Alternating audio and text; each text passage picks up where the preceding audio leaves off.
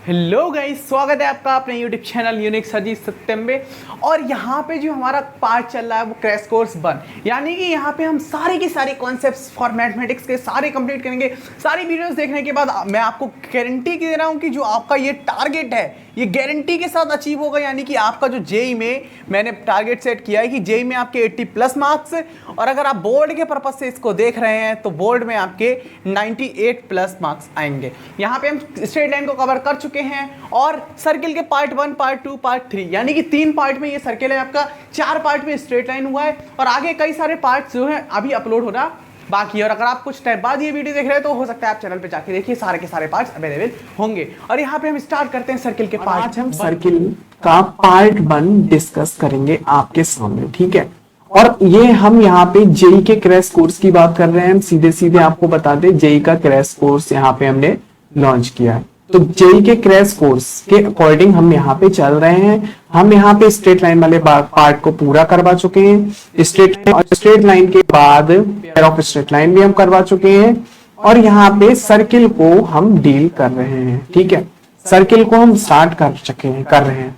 अब देखो, सबसे पहले आप बहुत छोटी क्लास से पढ़ते चले आ रहे हैं कि व्हाट मतलब आपको सर्किल के बारे में आप छोटी क्लास से पढ़ते चले आ रहे हैं कि सर्किल के क्या कॉन्सेप्ट्स हैं और सर्किल में आपको क्या क्या डील करना पड़ता है। और देखो यार, ये सब इंपॉर्टेंट है, आप बेसिक से ही पढ़ोगे। अब आपको पता है कि जनरल इक्वेशन क्या होती है, x² + y² = r²। आप कंपेयर करते हो इस इक्वेशन से कि ये सर्किल को शो करती है, तो आप इसीलिए इस इक्वेशन से सर्किल को रिलेट कर लेते हो। अंडरस्टैंड? अगर मैं गलत नहीं हूं तो ठीक है, आपको पता लग जाती है, आपके माइंड में आ जाती है। यहाँ पे r जो है वो क्या होती है, रेडियस ऑफ सर्किल होती है, रेडियस ऑफ सर्किल, ठीक है। रेडियस ऑफ सर्किल की जगह मैंने एक सर्कल बना दिया। अब आप समझने की कोशिश करो, अगर सपोज करो यहाँ पे हम सर्किल जो ड्रॉ करते हैं वो ये सर्किल होता है जो कि हमारा सेंटर से यानी कि 0,0 से पास होता है। ये सेंटर होता है इसका, ये रेडियस होती है और इसीलिए इसकी इक्वेशन होती है वो x - h का whole square plus y - k का होल स्क्वायर, जो कि सब 0 होता है। इसलिए x² plus y² is equal to r²। इसकी आती है इक्वेशन जो कि एक जनरल इक्वेशन ऑफ सर्किल होती है। अंडरस्टैंड? इतनी बात आपको समझ में आ गई होगी। अब यहां से देखो, इसके क्वेश्चंस में आपको ज्यादा प्रॉब्लम नहीं होगी, मैं आपसे गारंटी के साथ रहूंगा। आप कॉन्सेप्ट्स को समझने की कोशिश कीजिएगा, सर्किल की रेडियस को आप एनालाइज करने की कोशिश कीजिएगा, सर्किल के सेंटर को निकालने की कोशिश कीजिएगा। गारंटी की बात है कि आपको प्रॉब्लम नहीं होगी बच्चा, नहीं होगी। मैं देखो आपको अपने एक्सपीरियंस से बता सकता हूँ बच्चों को क्या प्रॉब्लम होती है। सबसे पहले हम अगर थोड़ा सा डिस्कशन करते हैं तो हमारे पास ये एक्स एक्सिस और वाई एक्सिस नाम के 2 प्राणी होते हैं। अब बच्चा क्या कंफ्यूज होता है, मतलब बच्चा क्या कंफ्यूज होता है, तो व्हाट इज द कंफ्यूजन? आपको पता है यहाँ पे सेंटर होता है। अब सेंटर यहाँ पे शिफ्ट कर दिया जाएगा तो सर्किल ये हो गया, ठीक है। अब सर्किल सेंटर शिफ्ट कर दिया ना, तो रेडियस में क्या चेंजेस आएगा? देखो सपोज करो यहाँ पे 4 कर दिया सेंटर, मतलब 4,0 कर दिया और हमको 4,0 कर दिया। अब सपोज करो ये डिस्टेंस 4 है। अब यहां से आपके पास सेंटर है ना, अब आपको रेडियस काउंट करनी है। रेडियस काउंट करनी है तो रेडियस कितनी है आपको गिवन होगी एक पर्टिकुलर केस में। अब कंफ्यूजन क्या होती है, आपके पास सपोज करो ये एक्स एक्सिस वाई एक्सिस है, ये आपको दिया है सेंटर 3,4, ठीक है। ये 3,4 आपको सेंटर दिया, यानी आप एक्स एक्सिस से 3 आए और वाई एक्सिस पे 4 आए। आपने बना लिया, क्या बना लिया आपने? इसका हमारे पास एक पॉइंट बना लिया, पॉइंट एनालाइज कर लिया। अब ये डिस्टेंस तो 3 है और ये डिस्टेंस 4 है। अब ये 4 है, ये 3 है। अब यानी कि सर्किल की रेडियस के अकॉर्डिंग आपको एनालाइज करना है। अगर 3 होगी रेडियस तो यहां से जाएगा और किस पॉइंट से पास हो रहा है, तो उसके अकॉर्डिंग ही आपको रेडियस मेजर करना है। अब आपको ये भी देखना है कि सेंटर से पास हो रहा है या नहीं पास हो रहा है, या फिर क्या और ऐसी कंडीशन बन रही है। अगर सेंटर से पास हो रहा है तो आप इसकी रेडियस निकाल सकते हैं। जैसे सपोज करो ये यहां से कह दे ये 3 डिस्टेंस है। अब ये जो है सर्किल जो है सेंटर से भी पास हो रहा है। अब सेंटर से पास हो रहा है, अब सेंटर से पास हो रहा है तो क्या यहाँ पे हमारे पास पाइथागोरस ट्रिक से ये इसकी रेडियस आ जाएगी, वो सॉरी रेडियस नहीं आएगी, क्वेश्चंस के अकॉर्डिंग हम डील करेंगे थोड़ा सा। ये हमारे पास पॉइंट है। अब यहां से ये सेंटर है इसका, और ये जो है ये यहां से भी पास हो रहा है सर्किल। थोड़ा सा मैं ड्रॉ करता हूं, सर्किल जो है वो यहां से भी पास हो रहा है। अब आपको एनालिसिस करना है क्या होगा, तो इसकी रेडियस जो है वो 5 होगी, क्योंकि आप यहाँ पे 3 और 4 की डिस्टेंस निकाल चुके हो। आप थोड़ा सा समझ में आया? तो यहाँ पे आप ये चीज देखो थोड़ा सा, अब ये चीज समझने की कोशिश करो। मैं अभी दोबारा आपको बताता हूँ थोड़ा सा और आगे बढ़ के। सबसे पहले यहाँ पे समझने की कोशिश करते हैं। सबसे पहले देखो फिर से समझते हैं। आपके पास एक एक्स एक्सिस और एक वाई एक्सिस नाम के दो प्राणी है। आपसे कहा गया है कि आपका ये 3,4 पॉइंट है जिससे सर्किल पास, जो सर्किल का सेंटर है, और सर्किल जो है वो एक 0,0 पॉइंट से पास हो रहा है। तो आपका सर्किल कुछ इस टाइप का बनेगा। अब सर्किल इस टाइप का बनेगा तो आपको पता है ये डिस्टेंस कितनी है, एक्स पे 3 है और ये डिस्टेंस 4 है, तो यानी कि ये डिस्टेंस हो गई आपकी, ये वाली डिस्टेंस आपकी हो गई 5। तो ये 5 डिस्टेंस हो गई। अब इस 5 डिस्टेंस के अकॉर्डिंग रेडियस 5 हो गई सर्किल की, और x - 3 का होल स्क्वायर प्लस y - 4 का whole square is equal to r square, यानी कि 25। तो ये आई आपकी सर्किल की इक्वेशन। तो इसी टाइप से हम जब देखो डिटेल कोर्स कराऊंगा ना, मैं आपको इतने क्वेश्चन करा दूंगा ना, इतने क्वेश्चंस करा दूंगा अगर डिटेल कोर्स कराऊंगा मैं, कि आप भी कहेंगे कि हाँ वाकई में हमको इससे प्रॉफिट हो रहा है। डिटेल कोर्स से प्रॉफिट होगा ही होगा, गारंटी की बात है। I will guarantee to you कि आप सर्किल को सीख जाएंगे जब डिटेल कोर्स करेंगे, क्वेश्चंस करेंगे, क्योंकि हम क्वेश्चन से ही सीखते हैं। फिलहाल अभी तो हम बेसिक फॉर्म ऑफ सर्किल की बात कर रहे हैं, ठीक है। तो बेसिक फॉर्म ऑफ सर्किल को हम डील कर रहे हैं। अब यहाँ पे आपके पास x - अल्फा का whole square plus y - beta का whole square equals to r square. एक जनरल इक्वेशन आती है, हम इसको h, k से भी रिलेट कर सकते हैं। हम यहाँ पे अल्फा बीटा भी मान सकते हैं। आप जेई के स्टूडेंट है तो आपको बताने की जरूरत नहीं है कि अल्फा बीटा को h, k भी मान सकते हैं, ठीक है। छोटे बच्चे होते हैं जो 11th में आते हैं, उन्हें थोड़ा सा बताना पड़ जाता है कि हाँ ऐसा होता है। तो आपने तो h, k माना था और यहाँ पे अल्फा बीटा का मान लिया, तो h, k मानो या अल्फा, बीटा मानो, बात एक ही है, ठीक है। तो we can assume alpha, beta या h, k, this is same, okay, this is the centre of circle. थोड़ी बहुत बकवास भी करनी पड़ती है यार, वीडियो भी तो थोड़ा देख लो। अब देखो अगर हमारे पास डायमीटर का केस होता है ना, मतलब कि अगर हमसे कहा जाए कि हमारे पास ये देखो ये एक सर्किल है, अब इस सर्किल के दो एंड पॉइंट्स गिवन है, और वो भी एंड पॉइंट्स जो है, ये नहीं एंड पॉइंट्स, वो भी डायमीटर के एंड पॉइंट्स है, ठीक है। तो ये हमारे पास पॉइंट क्या है, x1, y1, और ये हमारे पास पॉइंट क्या है, x2, y2। तो अगर ये हमारे पास पॉइंट्स होते हैं तो हमारे पास सर्किल की जनरल इक्वेशन क्या आती है। अब देखो इसमें आपको काफी कुछ सॉल्व करना पड़ेगा, मतलब ये जब डिटेल कोर्स कराऊंगा तब मैं आपको बताऊंगा, एक्सप्लेन करूंगा कि हाँ क्यों आती है। तो इसकी इक्वेशन आती है x - x1 मल्टीप्लाइड में x - x2 plus y - y1 y - y2 is equal to 0। इसको सॉल्व कर लेते हैं, x1 y1 की वैल्यू रख देते हैं और हमारे पास सर्किल की इक्वेशन आ जाती है इन फॉर्म ऑफ डायमीटर। तो डायमीटर फॉर्म में आप सर्किल की इक्वेशन निकालने का एक सिंपल तरीका है, सिंपल वे है, वो वे आप यहाँ पे स्क्रीन पे समझ रहे हैं कि ये जो हमारा तरीका है वो this method is to find equation of circle in diameter form या फिर डायमीटर भी। अगर आपको डायमीटर से एंड्स, मतलब आपको गिवन क्या है, द एंड्स ऑफ डायमीटर, तो एंड्स ऑफ डायमीटर अगर आपको गिवन है तो आप इससे आसानी से समझ सकते हैं और आप इसको सॉल्व भी कर सकते हैं। अंडरस्टैंड? तो इतना सब कुछ आपको समझ में आ गया होगा। अब हम थोड़ा सा और आगे बात करते हैं। क्या बात करते हैं बच्चों लोग? देखो जनरल इक्वेशन ऑफ सर्किल क्या होती है। देखो जनरल इक्वेशन ऑफ सर्किल की अगर हम बात करते हैं ना, तो ax square plus 2hxy plus by square plus 2gx plus 2fy। इसको सिंपल वे में आपको याद करना है, थोड़ा सा ऊपर कर दो ताकि आपको दिख जाए। हाँ, अब आपको सिंपल वे में याद करना है ax square plus by square plus 2gx plus 2fy plus c is equal to 0। ये होती है हमारी general equations for circle. Understand? आप समझने की कोशिश करें बच्चे। देखो ax square plus by square plus 2gx, x square y square 2gx 2fy plus c। यहाँ पे हम इसको और सिंपली वे में लिख सकते हैं, अगर इसके कोफिशिएंट्स को हम 1 मान लेते हैं तो कुछ भी। तो जनरल इक्वेशन ऑफ सर्किल क्या होती है, x square plus y square plus 2gx plus 2fy plus c is equal to 0। मतलब इसको हम थोड़ा सा और मॉडिफाई करते हैं। हमें यहाँ पे x के साथ अगर कुछ भी है तो उसको हटाना पड़ता है x और y के साथ, तभी हम इसको रिलेट कर पाते हैं ओरिजिनल इक्वेशन ऑफ सर्किल से। अब देखो सपोज करो अगर आपके पास भी आपको सर्किल की जनरल इक्वेशन बनानी है, 5x square plus 5y square is equal to 3 है, तो आपकी ये इक्वेशन ऑफ सर्किल नहीं है। आपको क्या करना पड़ेगा, x square plus y square is equal to 3/5। तो रेडियस की वैल्यू यू आएगी, यानी कि आपको कंपेयर करना पड़ता है x square plus y square is equal to r square type की इक्वेशन से, इसलिए कंपेयर करने के लिए हमको ये करना पड़ता है। अब देखो ये हमारे पास जनरल इक्वेशन थी, ठीक है, coefficient of x square is equal to coefficient of y square, ये बराबर होता है तभी हमारे पास इक्वेशन होती है। मैंने आपको देखो स्ट्रेट लाइन के पेयर ऑफ स्ट्रेट लाइन के केस में ये इक्वेशन बताई थी, और मैंने आपसे कहा था कि यहां से आपको पता लगेगा कि आपके पास सर्किल कब बनेगा, आपका पैराबोला कब बनेगा, आपका एलिप्स कब बनेगा। तो देखो आपके पास सर्किल की कंडीशन में डेल्टा के बारे में मैं आपको अभी आगे थोड़ा सा डिटेल में बताऊंगा जब पैराबोला स्टार्ट करूंगा कि व्हाट इज डेल्टा। तो आपको यहाँ पे डेल्टा जो है फिलहाल इतना मैं आपको बता देता हूँ, यहाँ पे जो डेल्टा है ना वो आपका डिटर्मिनेंट है। तो आपको क्या करना है, डिटर्मिनेंट सॉल्व करना है। उस डिटर्मिनेंट की वैल्यू अगर आपको 0 आ जाती है, और डिटर्मिनेंट में क्या पुट करते हैं, तो वो ABC EF GH ही पुट करते हैं, मतलब कि जो इस कोफिशिएंट इसमें इक्वेशंस में गिवन है वही पुट करते हैं।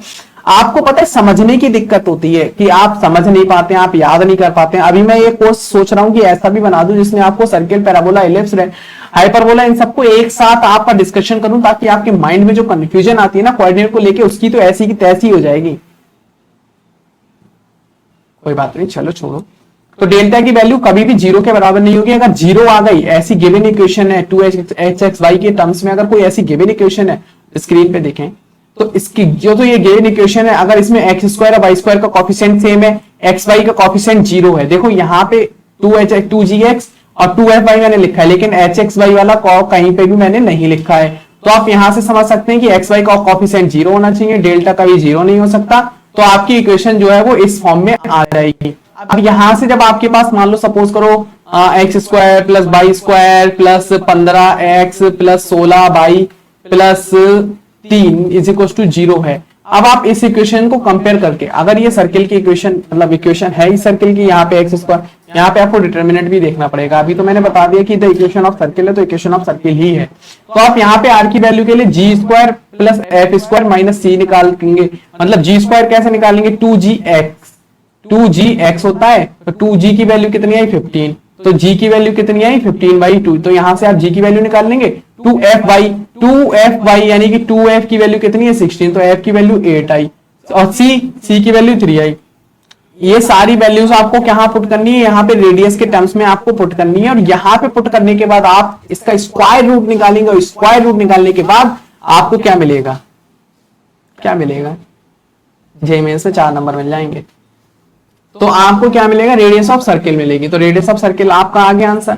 अब भाई सेंटर की बात करते हैं, तो minus of coefficient of x minus of coefficient of y, ठीक है, यहाँ एक्स स्क्वायर नहीं एक्स और वाई की बात कर रहे हैं, यानी इसके साथ जो कोफिशिएंट है 15 और इसके साथ जो कोफिशिएंट है वो, ठीक है, तो उसका हाफ यानी कि -g, -f भी कह सकते हैं। तो आप इसके कोफिशिएंट का हाफ का, वो भी निगेटिव ऑफ इसके कोफिशिएंट, यानी minus of g and minus of f जो होते हैं वो सेंटर ऑफ सर्किल होते हैं। और ये हमारी एक स्पेशल फॉर्म ऑफ सर्किल होती है जिसको हम आसानी से डील कर सकते हैं, ठीक है।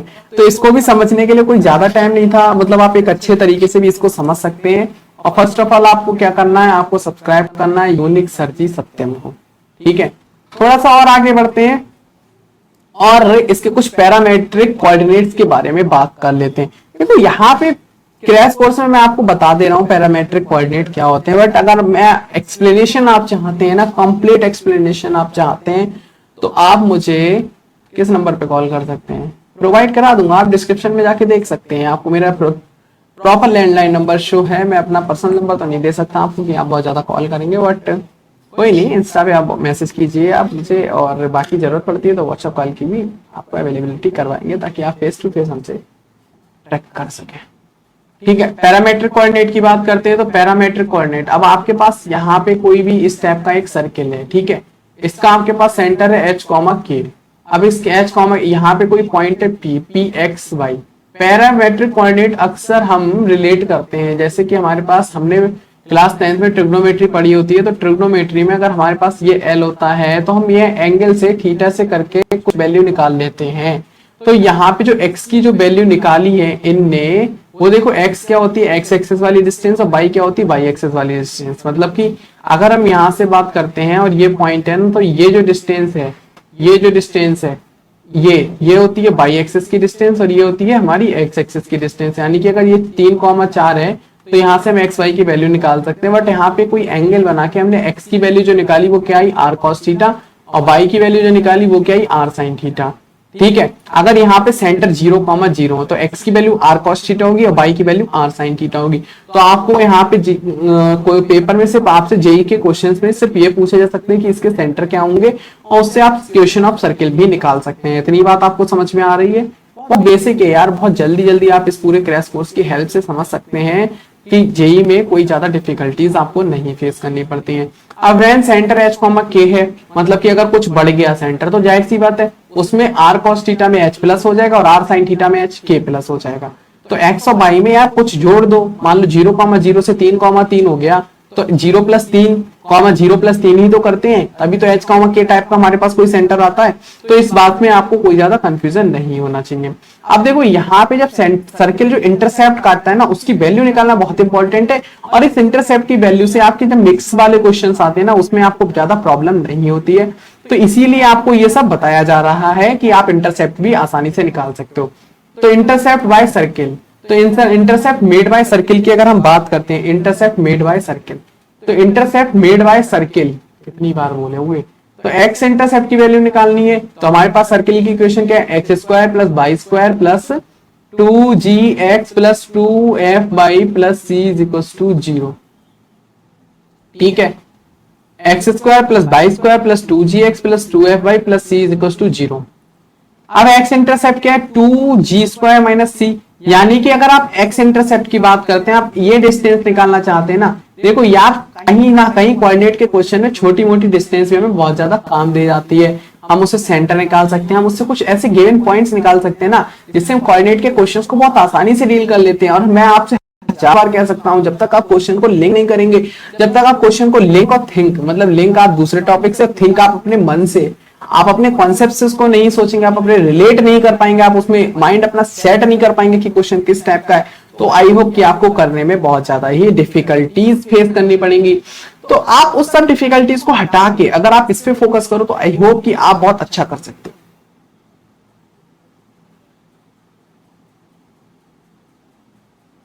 ठीक है, हटा के नहीं गया था, मैं खुद ही ऐसा करता था। तो x इंटरसेप्ट की वैल्यू 2g स्क्वायर माइनस सी, और g की वैल्यू, आप g की वैल्यू निकालना है, कहीं ये 2g की वैल्यू मत रख देना। तो 2g से कंपेयर करके आपको g की वैल्यू निकालना है, तो 2g स्क्वायर माइनस सी, और y इंटरसेप्ट के लिए 2f स्क्वायर माइनस सी की वैल्यू निकालेंगे। ठीक है, यहां से आपको x इंटरसेप्ट और y इंटरसेप्ट निकालना आ गया, तो एक काम और भी आ गया होगा, यूनिक सर जी सत्यम को आप लाइक शेयर एंड सब्सक्राइब करवाओ यार, इसको भी थोड़ा सा चैनल को पॉपुलर करवा दो।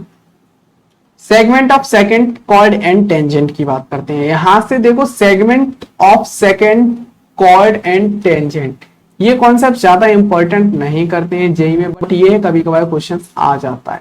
तो आपको डिस्टेंस निकालनी आनी चाहिए। डिस्टेंस आप कैसे निकाल सकते हो, एक्स इंटरसेप्ट वाई इंटरसेप्ट की हेल्प से। देखो क्वेश्चन से आप सीखते हो यार, ये कॉन्सेप्ट पढ़ने से कुछ नहीं होगा, बस आपको पता होना चाहिए, आपके कहीं लिखे होना चाहिए, और प्रैक्टिस में जब आप इसको लेके आओगे तभी आपको समझ में आएगा, तभी आप जेई को अच्छे से डील कर सकते हो, जेई के क्वेश्चंस को। तो अगर आपके पास ये segment, second, chord and tangent की बात करते हैं, ए इतनी हम, और बीई ये इतना, सीई इतना, और डीई इतना, तो ये आपस में बराबर होते हैं इस केस में। अब इस केस की बात करते हैं, एई बीई,